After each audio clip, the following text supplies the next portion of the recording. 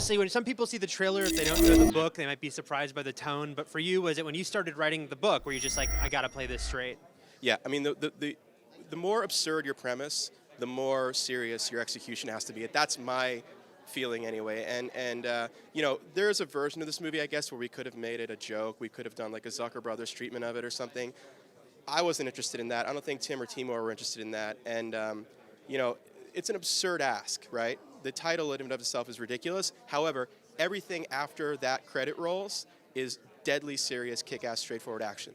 And I think, people will get on board with it when they see the movie and realize that, that's probably the way you should have gone. How would you describe this version of Abraham Lincoln, who also happens to have a different set of skills than we've seen before? I would describe this Abe as, a true classic superhero in the sense that, his life in a way and the life in the movie is a superhero origin story. He is not picked on necessarily, but he comes from meager means.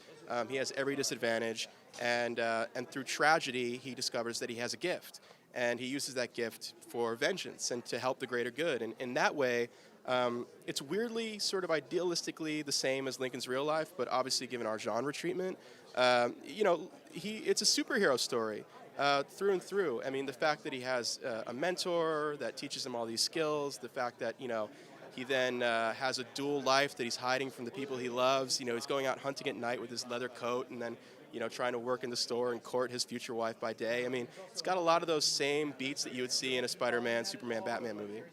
Adapting your own book, what was that like? Because fans are always, stressing about what's going to be cut. You have to cut your own stuff. Yeah, I mean, it's kind of like performing surgery on yourself. I mean, it's stressful, and you got to check your ego at the door and just turn yourself over to the one vision of the director. And for me, once I got past sort of the initial shock of like, all right, we're going to have to cut a lot, and we're going to have to add a lot of stuff, it became pretty easy because you just kind of keep up with Timur's imagination and try to, service the movie in a way that's as big as he's thinking about it. And so I think we've done that. I think the footage you guys are going to see today is going to speak to that, and I think the movie's going to deliver on that.